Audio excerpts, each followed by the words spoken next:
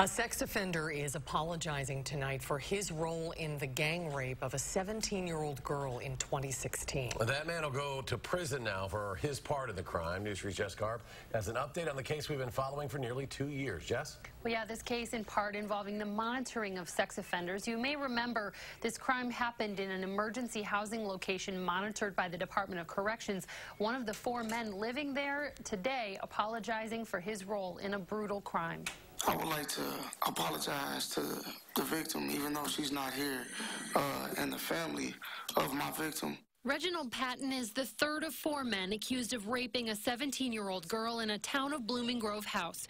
The young woman's family coming to court each time explaining how the incident has affected them. Mr. Patton has proved that being on supervision doesn't work for him. I beg the judge to give him more time in prison and less supervision. But either way, he can pay his dues and start his life over. I wish I could say the same. Patton was on supervision along with 3 other men in a town of Blooming Grove house serving as emergency housing for sex offenders when a 17-year-old was brought to the house on drugs and repeatedly raped. A News 3 investigation showed that DOC officials did not monitor the home daily and only occasionally came in for scheduled visits. After the incident, that teen took her own life in a Dane County group home that was also closed after citations from the state. That although this case is not a homicide case, it feels like it. Judge Nicholas McNamara sentenced Patton to 6.5 years in prison, 6.5 extended supervision. McNamara told Patton he didn't recognize the humanity in others.